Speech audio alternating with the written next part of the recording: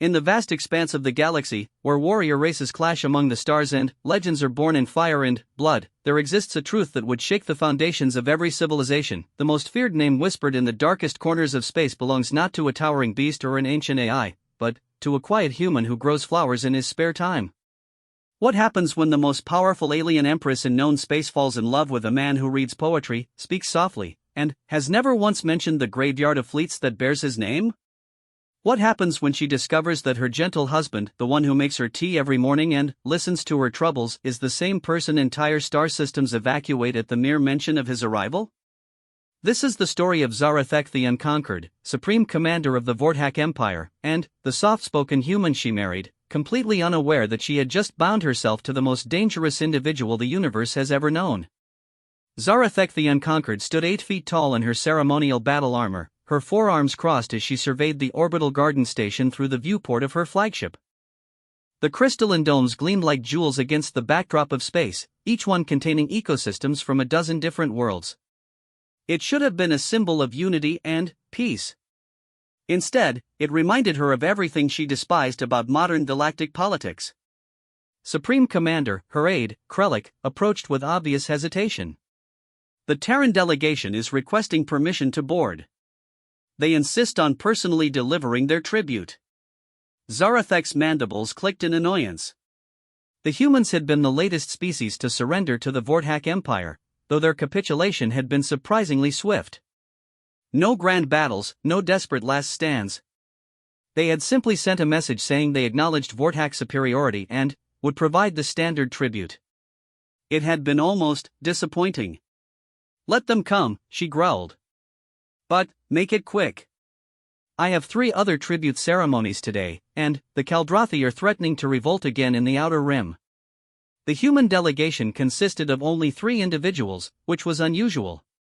Most species sent dozens of representatives, desperate to curry favor with their new overlords. The humans walked calmly through the airlock, their movements unhurried despite being in the presence of the most feared military commander in known space. The leader was a middle-aged woman with graying hair and kind eyes. Beside her walked an elderly man who moved with the careful precision of someone accustomed to delicate work. But it was the third human who caught Zarathek's attention. He was younger than the others, perhaps in his 30s by human standards, with dark hair and gentle brown eyes. Where most beings either cowered or postured when meeting her, he simply looked around the massive command deck with what appeared to be genuine curiosity. His gaze lingered on the flowering vines that Zarathek had allowed to grow along the bulkheads, a small indulgence that many of her officers thought was beneath a warrior's dignity. "I am Ambassador Chen," the woman said, bowing respectfully but not submissively. "This is Dr. Hawkins, our xenobotanist, and Marcus Reed, our agricultural specialist." "Your tribute," Zarathek demanded, though she found herself watching the one called Marcus as he continued to examine her plants. "We offer knowledge," Ambassador Chen replied. "Dr. Hawkins has developed techniques for accelerating plant growth in hostile environments. Marcus has created new hybrid crops that can feed populations on worlds where nothing else will grow." Zarathek's interest sharpened. The Vortak Empire controlled vast territories, many of which were barely habitable. Food shortages were a constant concern on frontier worlds. "Demonstrate." Dr. Hawkins stepped forward with a small container.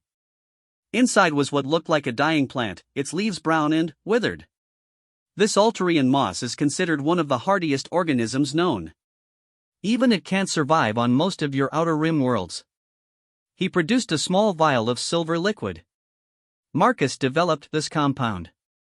As Dr. Hawkins applied the liquid, Marcus finally spoke for the first time. His voice was soft, almost musical. "The key is in forcing the plant to adapt," he explained to Zarathek, as if they were having a casual conversation over tea. "It's about understanding what the plant needs and creating a symbiotic relationship with the environment."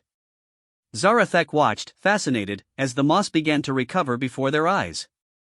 New growth appeared, and, within minutes, the plant looked healthier than it had when they'd started. But, more than the demonstration, she found herself drawn to the human's quiet confidence. He spoke about plants the way she spoke about battle tactics, with deep understanding and genuine passion. "Impressive," she admitted. "Your tribute is accepted. You may establish a research facility on Kepler Station. The humans bowed and turned to leave, but Zarathek found herself calling out. Wait. They paused. You, she pointed at Marcus. You will remain. I want you to examine my personal garden. Some of my plants have been struggling. Ambassador Chen looked surprised, but Marcus simply nodded. I'd be honored to help. Over the following weeks, Marcus became a regular presence on Zarathek's flagship. He would arrive each morning with his tools and chemicals, spending hours tending to the plants in her private quarters and the observation deck gardens. He worked quietly, humming soft melodies that Zarathek had never heard before. She found herself timing her schedule to coincide with his visits. At first, she told herself it was merely to ensure he wasn't sabotaging anything, but gradually she realized she simply enjoyed his presence. Unlike her officers, who treated every interaction with her as a potential life or death situation, Marcus spoke to her like she was simply another person. These Centaurian orchids, he said one afternoon, carefully adjusting the nutrient flow to a struggling plant, they're from a high-gravity world, aren't they? Yes, Zarathek replied, sitting nearby in her informal robes rather than her usual armor. They remind me of home. Vorthak Prime has similar gravity? Marcus asked, his hands gentle as he worked. 3 times what you're used to, she confirmed. Most species can't even survive there without environmental suits. Marcus glanced at her with those warm brown eyes. Must be lonely sometimes, being the only one who remembers what it really feels like to walk under an open sky there. The comment struck her unexpectedly. She was the supreme commander of the largest empire in galactic history. She commanded fleets that could reduce star systems to dust. She was surrounded by thousands of subordinates at all times. But Marcus was right, she was profoundly alone. Tell me about Earth, she found herself saying. As Marcus worked, he spoke of blue skies and green fields, of forests that stretched beyond the horizon and oceans that reflected the light of a single, warm sun. He talked about seasons, about how the world changed throughout the year, about the simple pleasure of watching seeds grow into something beautiful. I have a small farm, he said, his voice taking on a distant quality. Just 20 acres. I grow vegetables mostly, some fruit trees. There's a stream that runs through the property. He paused in his work, looking out at the stars through the viewport. I'd like to show it to you sometime. Zarathek felt something stir in her chest that she hadn't experienced in decades. That sounds peaceful. It is, Marcus agreed. Sometimes peace is the most radical thing you can choose. That evening, after Marcus had left, Zarathek found herself standing in her garden, looking at the plants he had restored to health. For the first time in years, she wasn't thinking about military campaigns or political maneuvering. She was thinking about blue skies and the sound of running water. The feeling persisted through the following days. Marcus continued his work, and their conversations grew longer and more personal. He told her about human customs, about art and music and literature. She found herself sharing stories of her own youth, before the wars, before the Empire, when she had been just another young Vorthak dreaming of the stars. You know, Marcus said one afternoon as he transplanted a delicate flowering vine, you're not what I expected. What did you expect? Zarathek asked. A monster, he said simply, with no shame or fear in his voice. The stories they tell about you, they make you sound like some kind of force of nature. Unstoppable, merciless, inhuman. I am all of those things, Zarathek replied quietly. Marcus looked at her then, really looked at her, with those gentle eyes that seemed to see past her reputation, past her armor, past everything she had built around herself. Are you? Because the person who keeps these plants, who waters them herself even though she has servants who could do it, that person doesn't sound like a monster to me. That night, Zarathek couldn't sleep. She wandered through her ship, checking security reports and fleet positions, but her mind kept returning to Marcus's words. She had spent so long being the supreme commander that she had almost forgotten there had ever been anything else. She found him the next morning in the hydroponics bay, setting up an experimental growing system for the ship's food production. He looked up as she entered, smiling that warm smile that made something flutter in her chest. Good morning, he said. I was just thinking about you. You were? I was wondering if you'd ever seen a sunrise, he said. A real sunrise, on a planet's surface, with an atmosphere to scatter the light. Not for many years, she admitted. Would you like to? The question hung in the air between them. Zarathek knew that as Supreme Commander, she couldn't simply take a vacation to go sightseeing. But, looking at Marcus, at the hope in his eyes, she found herself nodding. Where? She asked. Earth, he said. My farm.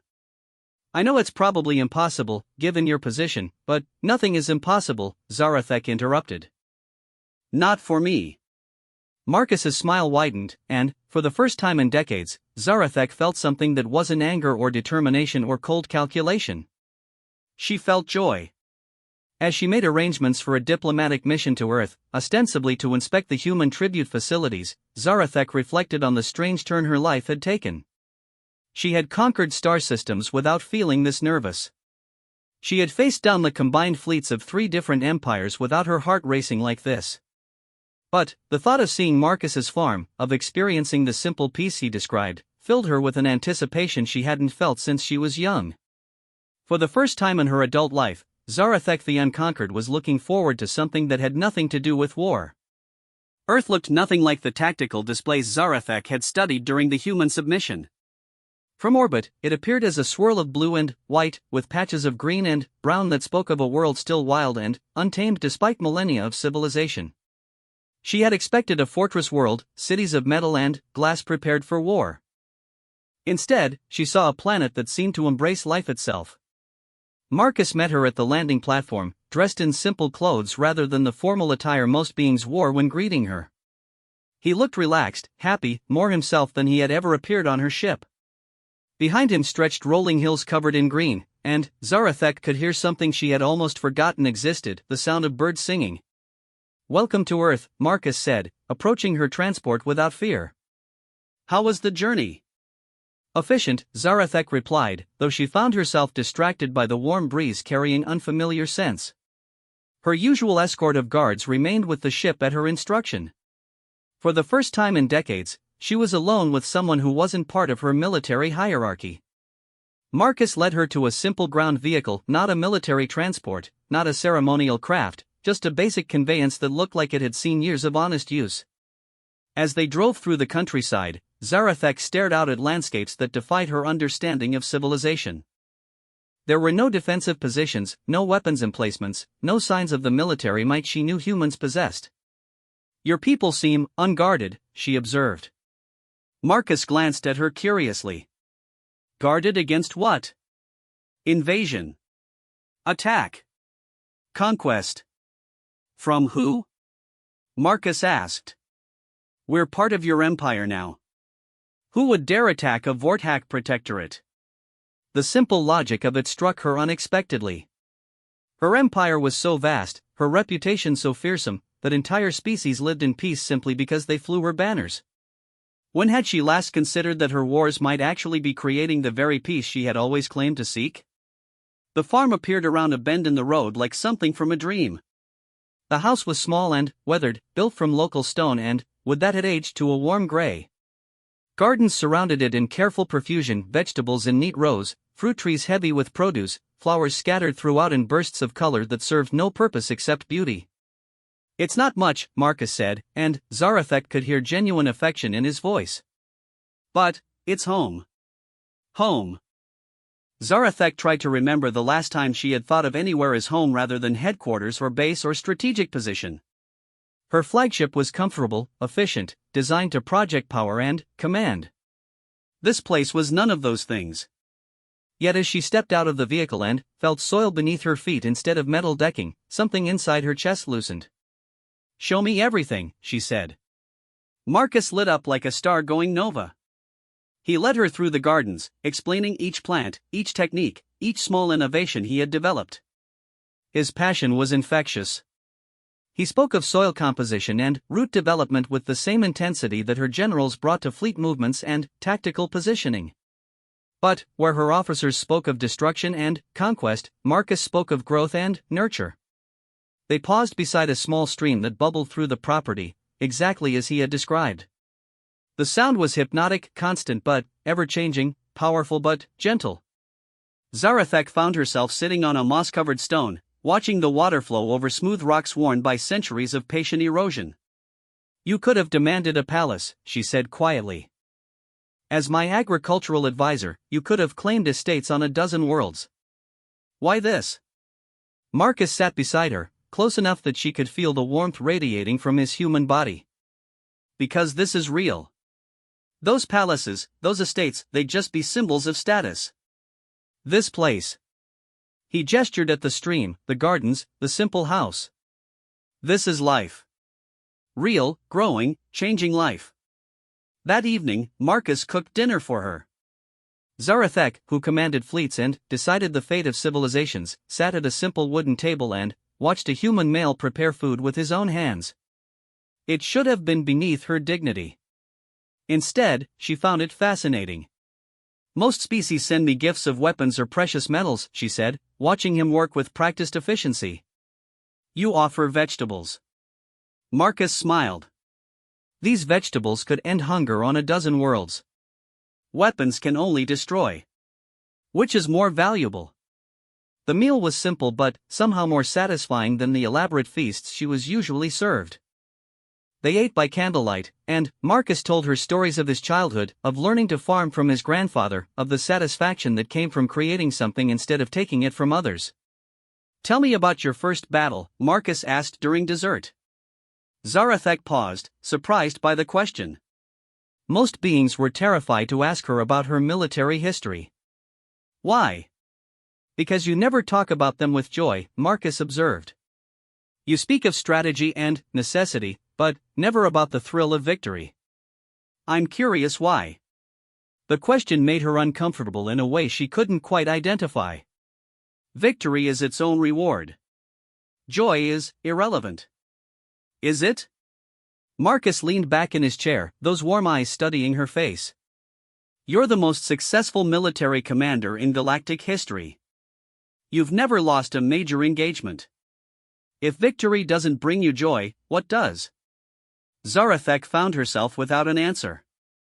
She had fought for duty, for empire, for the abstract concept of Vortax supremacy. But joy? When had she last felt genuine happiness about anything she had accomplished? "I don't know," she admitted quietly. Marcus reached across the table and took one of her hands in both of his. His touch was warm, gentle, completely without fear. "Maybe that's something we can figure out together." They spent 3 days on the farm, and they were the most peaceful days of Zarathek's adult life. Marcus showed her how to plant seeds, how to read the signs that indicated when fruit was ready for harvest, how to listen to the subtle changes in the stream that told the story of weather patterns across the watershed.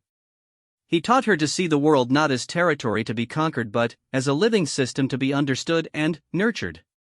On the second evening, as they sat watching the sun set over the hills, Marcus began to speak about the war. "When we received the surrender demand," he said quietly, "there was a lot of debate about how to respond. Some wanted to fight. Humanity has a complicated relationship with surrender. Why didn't you?" Zarathek asked. "Your species has a reputation for stubborn resistance." Marcus was quiet for a long moment. "Because sometimes the bravest thing you can do is choose peace over pride. Because the cost of victory is often higher than the price of surrender. Because." He turned to look at her directly. "Because maybe the universe sent us someone who could be more than just a conqueror, if given the chance." Something in his voice, in the way he looked at her, made Zarathek's heart race. "What are you saying?" "I'm saying that I've watched you these past weeks. I've seen how you are with your plants, how you listen to stories about life and growth. I've seen who you are when you're not being the supreme commander." Marcus took her hand again. "I'm saying that I think I'm falling in love with that person." Zarathek stared at him, stunned. No one had ever. The very concept was so foreign to her experience that she couldn't process it. "You can't." You're what? Powerful? Dangerous? From a different species?" Marcus smiled. "Zara, you water flowers. You listen to music. You laugh at my terrible jokes about soil composition. You're not some untouchable force of nature. You're a person. A person I care about very much. The night sky stretched above them, filled with stars that represented worlds she had conquered, species she had subdued, fleets she had destroyed. But, sitting here, holding the hand of a gentle human who grew food and spoke of love, those distant lights seemed less like trophies and more like possibilities. I don't know how to be anything other than what I am, she whispered. You don't have to be anything other than what you are, Marcus replied. You just have to decide what that is. On the final night of her visit, Marcus made a request that shocked her more than any battlefield challenge ever had. Marry me, he said simply. They were sitting by the stream again, the water catching moonlight and scattering it in silver patterns. Zarathek felt as though the words had physical weight, settling around her like armor she had never chosen to wear. That's impossible, she said automatically. Why? Because I'm the supreme commander of the largest empire in known space. Because you're a human and I'm Vorthak. Because marriages require treaties and negotiations and political considerations that do they? Marcus interrupted gently. Or are you describing state marriages? I'm not asking you to marry Supreme Commander Zarathek the Unconquered. I'm asking you to marry me. Zara. The woman who hums when she thinks no one is listening. The woman who talks to her plants like they're old friends. The woman who's been sleeping better these past few nights than she has in years. It was true. She had been sleeping peacefully, without the dreams of battle and the weight of command that usually haunted her rest. Here, on this small farm beside a babbling stream, she had found something she hadn't even realized she was searching for. If I said yes, she said carefully, what would that mean? It would mean you'd have a place to come home to, Marcus replied. A place where you're not the Supreme Commander or the Unconquered or any of those titles. A place where you're just Zara, and that's enough. The offer hung between them like a bridge spanning an impossible chasm. On one side lay everything she had ever been, everything she had built, the empire that defined her very existence. On the other lay something she had never dared to imagine, a life measured not in conquered worlds but in quiet mornings and shared meals and the simple satisfaction of watching things grow. Yes, she heard herself saying. Yes, I'll marry you. Marcus's smile was brighter than any star in her empire, and, when he kissed her beside that moonlit stream, Zarathek the Unconquered discovered that some victories were won not through force, but through the simple courage to be vulnerable. The wedding was small by galactic standards, though it still required the presence of delegations from a dozen major species. Marcus had wanted something simple on the farm, but Zarathek's position made that impossible. Instead, they compromised with a ceremony on neutral ground, a garden station orbiting Earth where representatives could attend without seeming to endorse either human or Vorthak supremacy. Standing before the assembled dignitaries in her formal robes, Zarathek felt the weight of their stares. Some looked confused, others calculating, trying to determine what political advantage this marriage might represent. Only Marcus, standing beside her in a simple but elegant suit, seemed to see her rather than her position. Ambassador Chen officiated the human portion of the ceremony, while Elder Koltek performed the Vorthak rites. When it was finished, when they had spoken the words that bound them together across species and cultures, Marcus kissed her gently while the assembled crowd applauded with varying degrees of enthusiasm. How does it feel to be married to the most feared being in the galaxy? A journalist asked Marcus during the reception. Marcus looked surprised by the question. I'm married to Zara, he said simply. She makes excellent tea and knows more about orbital hydroponic systems than anyone I've met. I'm not sure what being feared has to do with marriage. The journalist persisted. But surely you're aware of her military record. The Battle of Kepler's Ring, the siege of the Altanian worlds, I think you have her confused with someone else, Marcus interrupted politely. My wife is a xenobotanist and agricultural engineer. You might be thinking of someone with a similar name. Zarathek watched this exchange with fascination. Marcus wasn't lying, exactly, but he genuinely seemed to see her as the person she was with him rather than the conqueror the rest of the galaxy knew. It was as though he existed in a reality where Supreme Commander Zarathek the Unconquered was simply someone who happened to share a name with his wife. The honeymoon was spent on a small agricultural world in the Terran system, where Marcus had arranged to study adaptive farming techniques. They stayed in a simple cottage surrounded by experimental fields, and, for 2 weeks, Zarathek allowed herself to pretend that she was exactly who Marcus believed her to be, a woman whose greatest concern was whether the soil pH was optimal for growing hybrid wheat. But reality intruded with the arrival of urgent communications from her fleet commanders. The Zephyrian Confederation, emboldened by what they saw as a sign of weakness in her marriage to a human, had begun raiding Vortak supply lines. 3 merchant vessels had been destroyed, and intelligence suggested a coordinated military response was being planned. "I have to go," Zarathek told Marcus that evening as they sat in their garden, watching unfamiliar constellations wheel overhead. "Military business?" he asked, and she was struck by how easily he accepted it. He didn't demand details or question her authority. He simply acknowledged that she had responsibilities beyond their small bubble of peace. "Yes. It shouldn't take long." Marcus nodded and kissed her forehead. "Be safe. Come home when you can." Home. The word followed her as she returned to her flagship and reassumed the mantle of Supreme Commander. Her officers briefed her on the situation with crisp efficiency, outlining tactical options and strategic considerations. The Zephyrians were fast but lightly armed. Their advantage lay in mobility and surprise, but they couldn't stand against a direct assault from her battle fleet. "Recommendations?" she asked her tactical staff. "Full deployment of the 3rd and 7th fleets," Admiral Vorkash suggested. "A demonstration of force that will discourage other potential rebels." "The Zephyrians are operating out of the Helix Nebula," added Commander Relta. "We could blockade their home systems, force them to surrender through economic pressure." Both approaches were standard, predictable, and would result in minimal Vortak casualties while maximizing the psychological impact on potential future rebels. But, as Zarathek studied the tactical displays, she found herself thinking about what Marcus had said about choosing peace over pride. "No," she said finally. "We'll handle this differently." Her officers exchanged glances. "Supreme Commander? Send a message to the Zephyrian leadership. Tell them I want to meet with their representatives. Neutral ground, minimal escort." "Ma'am," Admiral Vorkash said carefully, "that's extremely irregular. Meeting with rebels before crushing them could be seen as a sign of what? Weakness?" Zarathek's voice carried the edge that had cowed star systems. "Are you suggesting that I am weak, Admiral?" "No, ma'am. Of course not." "Then, arrange the meeting." The Zephyrian delegation arrived 3 days later at a small trading station on the edge of contested space. They came expecting either a trap or a surrender demand. Instead, they found Zarathek waiting in a simple conference room with minimal security, her manner more that of a negotiator than a conqueror.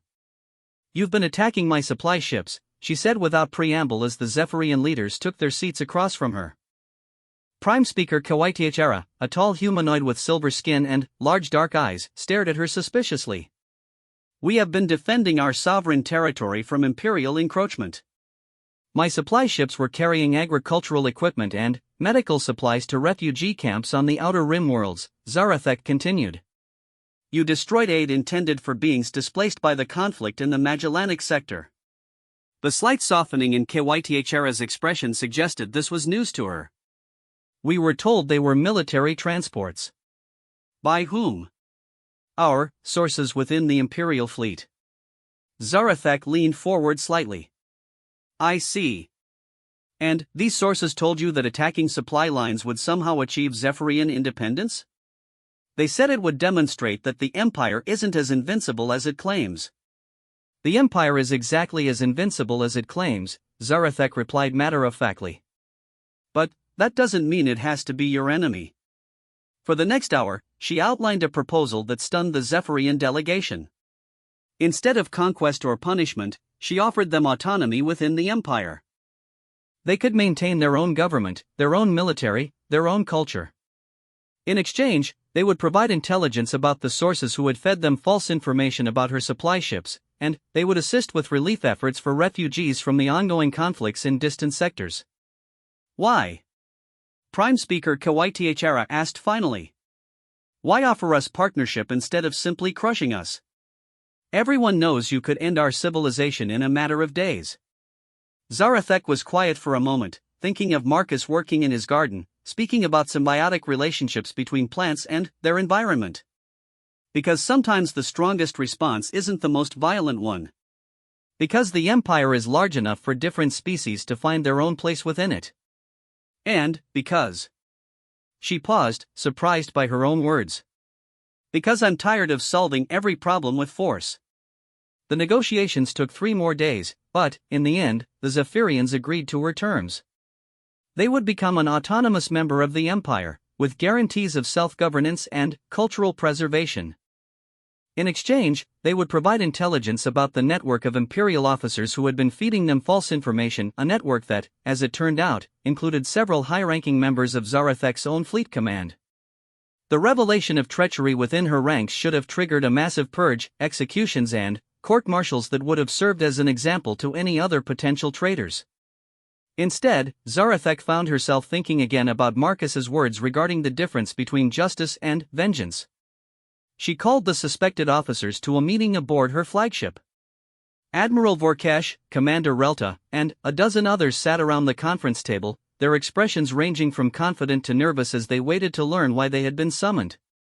I know about the intelligence you've been selling to rebel groups, Zarathek said without preamble. The temperature in the room seemed to drop several degrees. Admiral Vorkesh's face went pale, while Commander Relta's hand moved unconsciously toward her sidearm. I could have you all executed, she continued conversationally. The evidence is quite clear. Selling fleet movements to the Zephyrians, leaking supply schedules to pirate groups, feeding false intelligence to various resistance movements to keep conflicts active and profitable. Supreme Commander, Admiral Vorkesh began, but she held up a hand for silence. However, I'm more interested in why you did it than in punishing you for it. So I'm offering you one chance to explain yourselves before I make my decision about your fates. The silence stretched for several minutes before Commander Relta spoke. The wars are profitable, she said quietly. Peace means smaller fleets, reduced military budgets, fewer opportunities for advancement or enrichment. We thought keeping some conflicts active would serve the Empire's interests. Whose interests? Zarathek asked. The Empire's, or your own? Both, Admiral Vorkesh added, finding his voice. A military without enemies grows soft. Regular conflicts keep our forces sharp, our technology advancing, our resolve strong. Zarathek studied their faces, seeing fear and defiance and a kind of desperate rationalization that she recognized from her own past. How many times had she justified conquest as necessary, violence as unavoidable, destruction as ultimately beneficial? You're relieved of your positions, she said finally. All of you. Effective immediately. Shocked murmurs ran around the table, but she continued before anyone could protest. However, you will not be court-martialed or executed. Instead, you will be assigned to refugee relief operations. Admiral Vorkesh, you will coordinate supply deliveries to displaced populations. Commander Relta, you will oversee the construction of temporary housing on frontier worlds. The rest of you will be assigned similar duties. You're giving us another chance? Relta asked, incredulous. I'm giving you the opportunity to see what it looks like when the military serves life instead of death, Zarathek replied. To understand what the Empire can be when it's building instead of destroying. After dismissing the disgraced officers, Zarathek stood alone in her command center, looking out at the stars. Her flagship hung in space above the agricultural world where Marcus waited, and, for the first time since their marriage, she felt the pull of 2 different lives, 2 different versions of herself. The door chimed, and her aide Krellick entered. Supreme Commander, the Zephyrian integration is proceeding smoothly. Prime Speaker Kythera has requested permission to send a formal thank you message to your husband. My husband? Apparently, the relief supplies we've been sending to their outer colonies include new crop varieties that will significantly improve food security. She credits his agricultural innovations with potentially saving thousands of lives. Zarathek felt a warm glow of pride that had nothing to do with military victory. Marcus's gentle work, his passion for helping things grow, was having an impact across the galaxy in ways he probably didn't even realize. Grant the permission, she said. And prepare my personal transport. I'm returning to Earth. As her ship descended through Earth's atmosphere toward the simple farm that had become more important to her than any fortress world, Zarathek reflected on the strange transformation taking place within her empire. The Zephyrian Confederation was now contributing agricultural technology and refugee assistance instead of requiring military suppression. Her former officers were learning to build instead of destroy. And she herself was beginning to understand the difference between ruling through fear and leading through respect. Marcus met her at the landing pad, soil still under his fingernails from his work in the gardens. He kissed her without asking about the military crisis, without demanding reports or explanations. He simply welcomed her home. That night, as they lay together listening to the sound of rain on the roof, Marcus spoke quietly into the darkness. The Zephyrian representative sent me a message today. They're calling you the Merciful Conqueror now instead of the Unconquered. Do you prefer that title? Zarathek asked. I prefer your name, Marcus replied, pulling her closer. Just Zara. The woman who's teaching the galaxy that strength and kindness aren't opposites. As she drifted off to sleep in her husband's arms, Zarathek wondered what other transformations might be possible, what other conflicts might be resolved through understanding rather than force. She was beginning to suspect that her greatest conquests lay not in the past, but in a future she was only just learning to imagine. The crisis began with a simple question from an unexpected source. Zarathek was in her garden aboard the flagship, tending to a new variety of flowering vine that Marcus had developed, when Ambassador Chen requested a private meeting. The human diplomat rarely sought her out directly, preferring to work through official channels, so her presence suggested something significant. Supreme Commander, Chen began, then paused. Or should I say, Mrs. Reed? Either is fine, Zarathek replied, continuing to adjust the plant's support structure. What brings you here? I need to ask you about your husband. The words were spoken carefully, with the kind of diplomatic precision that suggested dangerous territory ahead. Zarathek straightened, giving the ambassador her full attention. What about him? Chen activated a small holographic display, showing what appeared to be military service records. We've been conducting routine background checks on all humans working with Imperial forces. Marcus Reed's file contains some discrepancies. Zarathek frowned at the display. What kind of discrepancies? According to our records, Marcus Reed served in the Terran Defense Force for 15 years before retiring to become a farmer.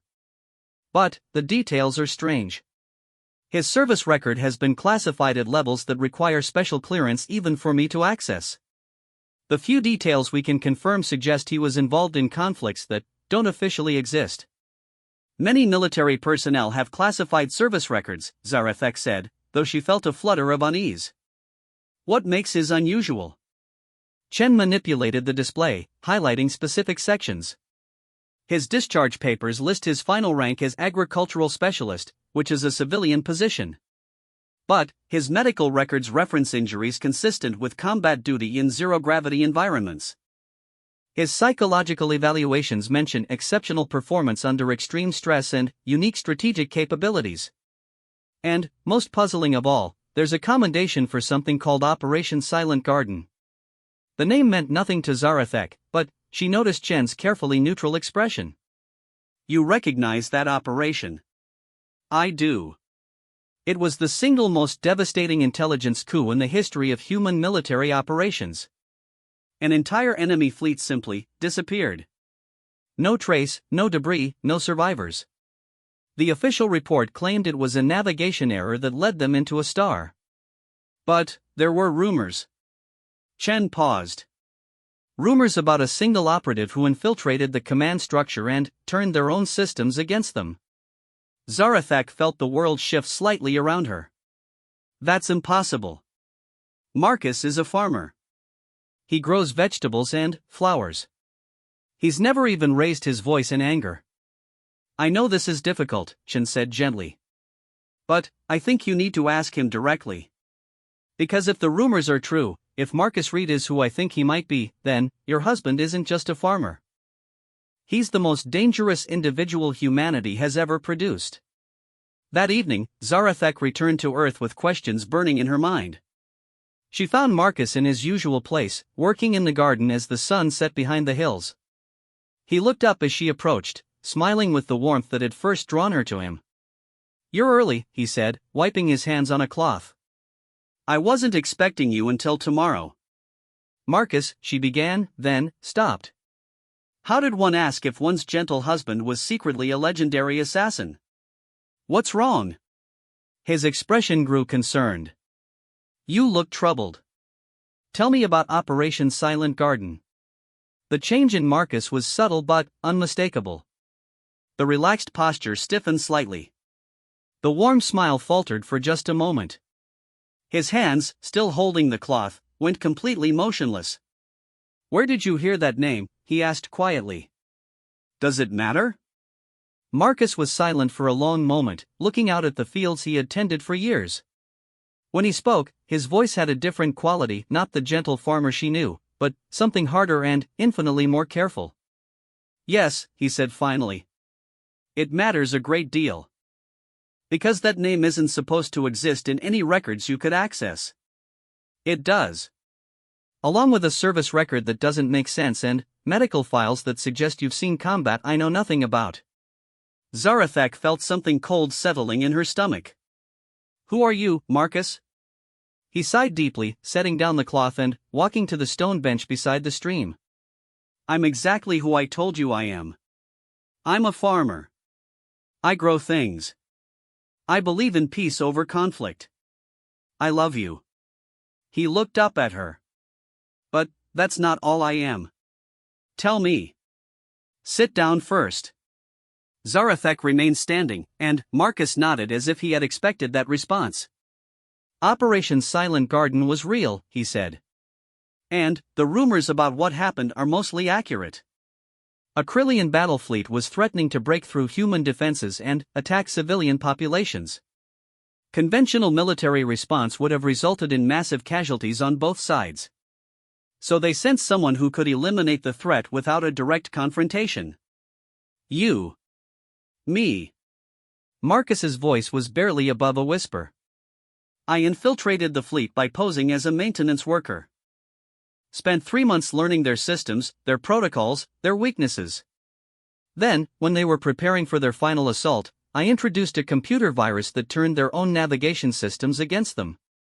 The ships thought they were jumping to attack coordinates. Instead, they jumped directly into a stellar corona."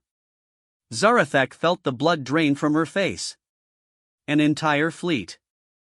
Thousands of beings, possibly tens of thousands, eliminated without a shot being fired, without any of them even understanding what was happening to them. "How many died?" she whispered. 47,312, Marcus replied without hesitation. "I know the exact number because I've remembered every one of them every day since."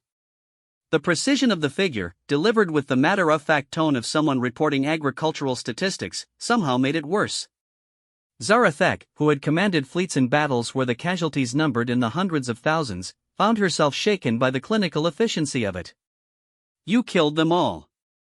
Alone." "I saved millions of human civilians who would have died in the subsequent invasion," Marcus said. "And I saved thousands of Krillian soldiers who would have died in conventional battles. But, yes, I killed them all. Alone." Zarathak sank onto the bench beside him, her mind reeling. "What else?" "The Battle of Proxima Station. The Siege of New Geneva. The Gamma incident that ended the Alterian War." Each name was delivered in the same quiet, precise tone. 17 major operations over 15 years. Always alone. Always surgical. Always designed to end conflicts as quickly as possible with minimal overall casualties. "Your Ghost Protocol," Zarathak breathed.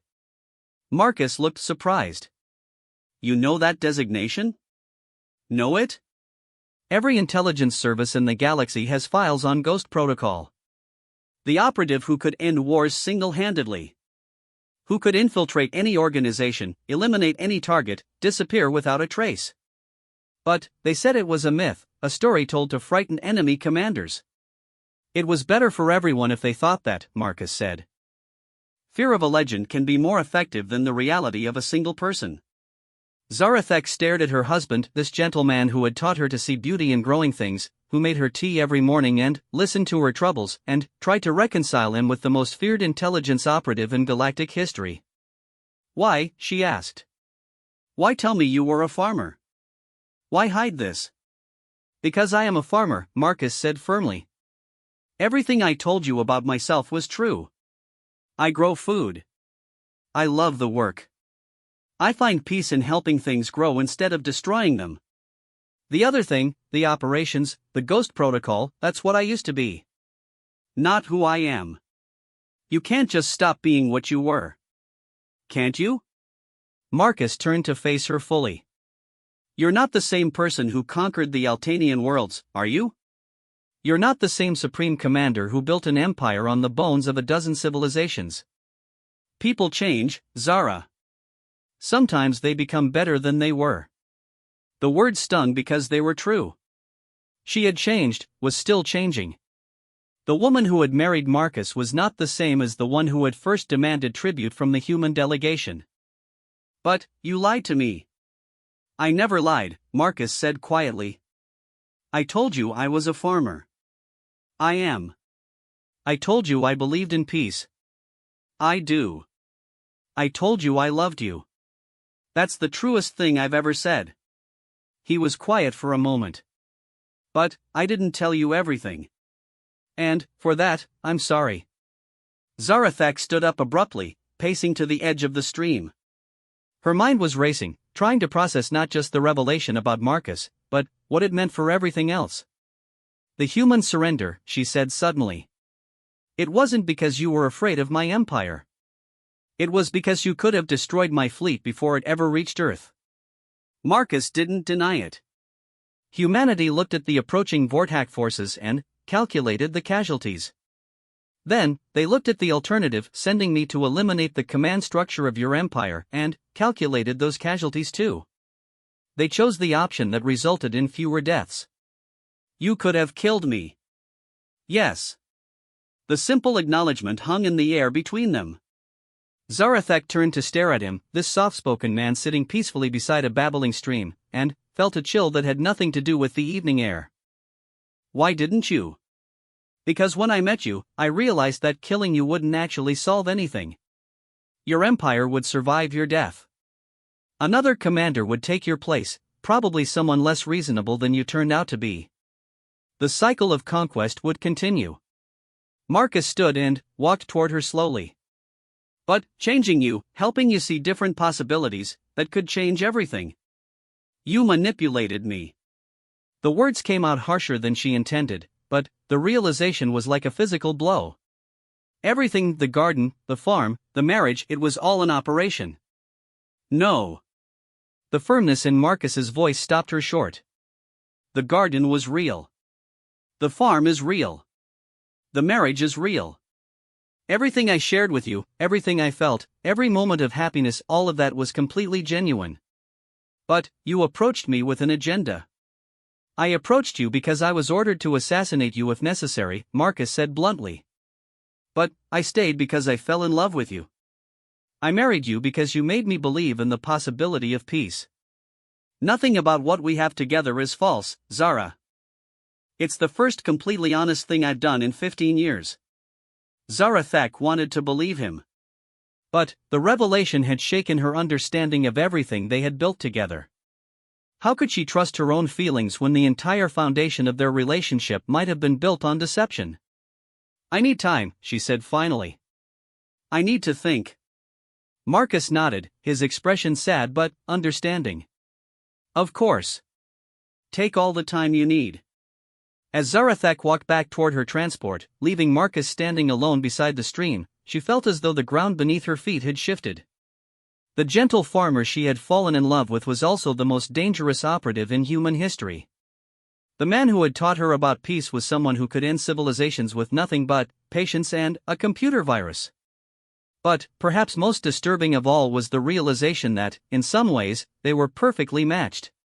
She was the conqueror of worlds, and he was the invisible force that could topple empires. They were both creatures of immense power who had chosen to pursue something gentler. The question was whether the choice was genuine, or whether it was simply another kind of strategy in a game she was only beginning to understand. Zarathek spent 3 days alone on her flagship, reviewing intelligence files that painted a picture of her husband that seemed impossible to reconcile with the man she knew. Marcus Reed, codenamed Ghost Protocol, was credited with ending 4 separate interstellar conflicts, preventing 2 genocides, and single-handedly eliminating threats that conventional military forces couldn't touch. The files described him as emotionally detached, clinically precise, and utterly ruthless in pursuit of his objectives. None of those descriptions matched the man who hummed while tending flowers. On the 4th day, her contemplation was interrupted by an emergency that demanded the Supreme Commander's immediate attention. The hegemony of Esikatar, one of the few remaining independent powers, had declared war on the Vorthak Empire and was massing a massive fleet at the edge of Vorthak space. Intelligence suggested they had formed an alliance with several minor powers and were planning a coordinated assault designed to shatter Imperial control over 3 entire sectors. Estimated enemy strength? Zarathek asked her tactical staff as they gathered in the war room. 1,200 vessels, Admiral Colvin reported, including 47 dreadnoughts and at least 60 heavy cruisers. They're using the Hellfire Nebula to mask their exact positions, but our scouts confirm they're preparing for a major offensive. Our response? Full mobilization of the 2nd, 4th, and 8th fleets, Commander Yithrak suggested. We can match their numbers and maintain tactical superiority through better technology and training. It was a sound strategy, the kind of overwhelming response that had characterized Vorthak military doctrine for decades. But, as Zarathek studied the tactical displays, she found herself thinking not like a conqueror but like someone who had learned to see alternatives to violence. Casualties, she asked. Acceptable losses, Admiral Colvin replied automatically, then paused as he noticed her expression. Perhaps 30 to 40,000 on our side, assuming standard engagement protocols. Enemy casualties would likely be 3 to 4 times higher. 150,000 beings dead, possibly more. Families destroyed, worlds left defenseless, an entire generation of Esikatari youth wiped out in the name of imperial expansion. The numbers felt heavier now than they had before Marcus had taught her to see individual lives rather than strategic statistics. No, she said quietly. Ma'am? We're not mobilizing the fleets. Not yet. Zarathek turned away from the tactical display. Send a message to the hegemony leadership. Tell them I want to meet with Premier Zektar personally. The reaction around the table was immediate and negative. Admiral Colvin looked horrified, while Commander Yithrak actually stepped forward as if to physically block her from the communications console. Supreme Commander, with all due respect, negotiating with rebels from a position of strength is one thing, but the hegemony isn't a minor insurgent group. They have the military capacity to threaten core imperial worlds. Meeting with them could be seen as a sign of weakness that encourages other enemies to, "Are you questioning my judgment, Commander?" Zarathek's voice carried the edge that had cowed star systems. No, ma'am. But perhaps we should consider. I have considered. Send the message. The reply from the hegemony came faster than expected, and it wasn't what anyone anticipated. Premier Zektar agreed to meet, but insisted on neutral ground and minimal escorts. More surprisingly, he requested that the meeting take place on Earth, specifically at the Human Agricultural Research Station where Marcus worked. It's obviously a trap, Admiral Colvin insisted. They want to eliminate you and destabilize the Empire. If they wanted to assassinate me, they wouldn't need to lure me to Earth, Zarathek pointed out. They could attack this fleet right now and probably succeed. The fact that they're willing to meet suggests they want something other than my death. What if they know about your husband? Commander Yithrak asked quietly. What if they're counting on his reputation to give them leverage? The question struck closer to home than Zarathek wanted to admit. But, regardless of Marcus's past, regardless of the complications in their relationship, she couldn't make decisions based on fear of what others might know or do. Then, we'll deal with that when it happens, she said. Prepare my transport. Marcus was waiting for her when she arrived at the farm, standing in the same garden where their relationship had begun. He looked older somehow, as though the revelation of his past had aged him in ways that years of quiet farming had not. But his eyes still held the warmth that had first drawn her to him. "I heard about the hegemony crisis," he said quietly. "And I heard that you're meeting with them here. You disapprove?" "I think it's brave," Marcus said. "And I think it's exactly the kind of choice that could change everything." He paused. "But I also think it's dangerous in ways you might not have considered." "Because of who you are?" "Because of who we both are." Marcus gestured toward the simple farmhouse. The most feared military commander in galactic history and the most effective intelligence operative humanity ever produced, married and living on a small farm. Do you have any idea what that looks like to the intelligence services of every major power? Zarathak felt a chill of understanding. They think it's a conspiracy. They think you've been compromised or I've been turned or we're both playing some incredibly complex game that threatens everyone's interests. Marcus sat down on the familiar stone bench beside the stream. The hegemony isn't just afraid of your military power anymore. They're terrified of what our partnership might represent. And what does it represent? Marcus looked at her with those gentle brown eyes that had seen so much death and chosen to nurture life instead.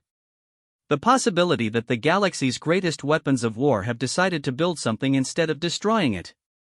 Before Zarathek could respond, the sound of approaching aircraft announced the arrival of the Sekatari delegation. Premier Zektar emerged from a sleek diplomatic transport, flanked by 2 advisors and a minimal security escort. He was tall and imposing, with the crystalline skin and multifaceted eyes typical of his species, but his posture suggested wariness rather than aggression. "Supreme Commander," he said formally, offering the traditional Sekatari greeting. "Thank you for agreeing to this meeting." "Premier," Zarathek replied. "What do you want to discuss?" "The future," Zektar said simply. "And whether there's any way to avoid a war that will devastate both our peoples." They gathered in Marcus's simple living room, the strange intimacy of the domestic setting seeming to diffuse some of the tension that might have existed in a formal diplomatic facility. Marcus served tea, a gesture that seemed to surprise the premier, and then retreated to give them privacy for their discussions. "I'll be honest," Zektar began. "The Hegemony Council wanted to strike first, to eliminate you before you could bring the full weight of the Empire against us. But I convinced them to try diplomacy one more time." "Why?" "Because you've changed," the premier said bluntly. "Your recent actions with the Zephyrian Confederation, your handling of the corruption within your own fleet command, your marriage to a human agricultural specialist, none of these are the behaviors we would expect from the Zarathek the Unconquered of old." "And that concerns you?" "It intrigues us," Zektar corrected. "Because it suggests the possibility of a different kind of relationship with your empire. Not submission or conquest, but actual partnership." Over the next several hours, they discussed terms that would have been unthinkable under the old imperial model. The hegemony would maintain independence while joining a confederated structure that provided mutual defense and economic cooperation. Trade barriers would be reduced, cultural exchange programs established, and joint research initiatives launched to address problems like food security and environmental degradation that affected multiple species. "This is more than a non-aggression pact," Zektar observed. "You're proposing to fundamentally restructure the relationship between the Empire and independent powers." "I'm proposing to build something that lasts longer than the next military campaign," Zarathek replied. "Something that grows stronger through cooperation rather than conquest." When the formal negotiations concluded with a preliminary agreement that would need approval from both governments, Premier Zektar made an unexpected request. "I would like to speak with your husband," he said. "If he's willing." Marcus appeared from the garden where he had been working while they talked, soil still under his fingernails, looking like exactly what he claimed to be a simple farmer who grew food and flowers. But Zektar studied him with the intensity of someone seeing a legend made flesh. "Ghost protocol," the premier said quietly. Marcus neither confirmed nor denied the identification. "Mr. Reed will do fine." "Do you know what your marriage has done to intelligence assessments across the galaxy?" Zektar asked. "Every major power has analysts trying to determine what it means when the Empire's greatest conqueror marries humanity's most effective operative. It means 2 people fell in love," Marcus said simply. "Everything else is just speculation." "Is it?" Zektar leaned forward. Because from where I sit, it looks like the two most dangerous individuals in known space have decided to retire from the business of war. And that either represents the greatest opportunity for peace the galaxy has ever seen, or the most sophisticated deception ever attempted. Marcus glanced at Zarathek, and, in that look, she saw not calculation or strategy, but the same gentle affection that had drawn her to him from the beginning. "I can't speak for the galaxy's intelligence analysts," he said. "But I can tell you that everything Zara and I have built together is real. The love, the partnership, the commitment to finding alternatives to violence, all of it is genuine. And if circumstances forced you to choose between that commitment and protecting what you love?" The question hung in the air like a challenge, and Zarathek felt her breath catch. But Marcus answered without hesitation.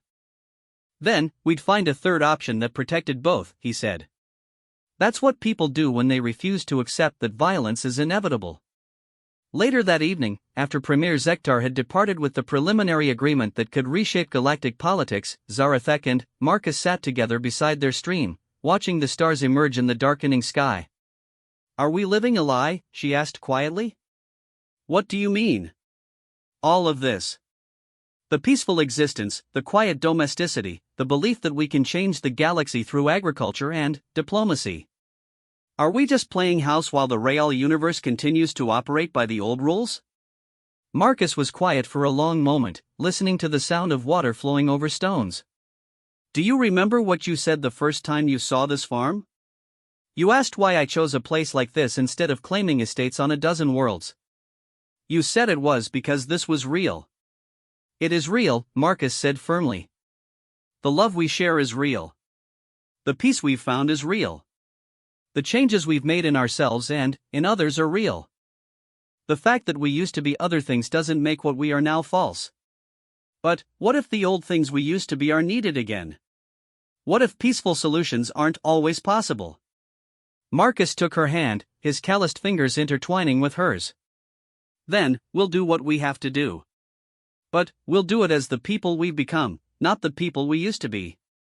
We'll find ways to protect what matters without abandoning what we've learned about the value of life and growth and cooperation." Zarathek squeezed his hand, feeling the strength in his grip, strength that could have been used to eliminate her before she ever knew he existed, but which was now devoted to nurturing the small patch of earth they had made their own. "I love you," she said. "Not despite who you used to be, but because of who you chose to become." "I love you too," Marcus replied. "And I love the future we're building together. A future where the galaxy's greatest legends retire to grow vegetables and make peace instead of war." As they sat together in the quiet of the Earth night, surrounded by the growing things that Marcus had taught her to nurture, Zarathek reflected on the strange journey that had brought her here. She had begun as a conqueror, building an empire through force and fear. But love had transformed her into something else, a leader who sought to build bridges instead of walls, to create abundance instead of scarcity, to nurture life instead of ending it. The galaxy would continue to change, would continue to face crises and challenges that tested the limits of diplomacy and cooperation. But, for the first time in her life, Zarathek believed that those challenges could be met without defaulting to violence, without accepting that might made right. Because sometimes the greatest victories were won not through conquest, but through the simple courage to believe that there was always another way. And sometimes the most powerful individuals in the galaxy were the ones who chose to use their strength to help things grow rather than to tear them down. In the morning, there would be messages from the Hegemony Council, responses from her own government, and 100 details to manage as they worked to implement the agreement that could change the balance of power across known space. But tonight, there was just the sound of water flowing over stones, the warmth of her husband's hand in hers, and the quiet satisfaction of two legends who had found something more important than the stories the galaxy told about them. They had found each other, and, in doing so, they had found a different way to be powerful.